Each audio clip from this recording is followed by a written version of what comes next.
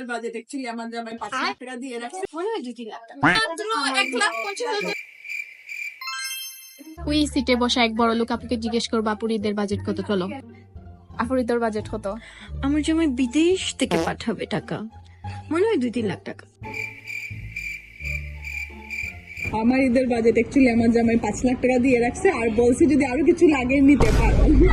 তাহলে আমরা কি 1 লাখ টাকা এখান থেকে পেতে পারি? না, 5 লাখ টাকা তো বাজেট দিছে, পরে তো বলছে আরো 5 লাগবে। লাখ টাকা দিয়ে খালি জুতা কিনবেন নাকি ড্রেস কিনবেন?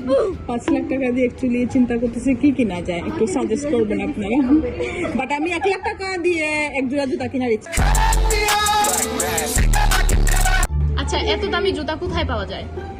ওইটাই দেখবো গিয়ে তো দামি জুতা কোথায় পাওয়া যায়। আমি ইউগান্ডা থেকে মাত্র 1,50,000 চান্দার দেশ থেকে কিনবো। চান্দার দেশে কি আপনার জামাই দোকান দিছে? না, ওইখানে তো কিনে ফেলছি সম্পূর্ণটাই।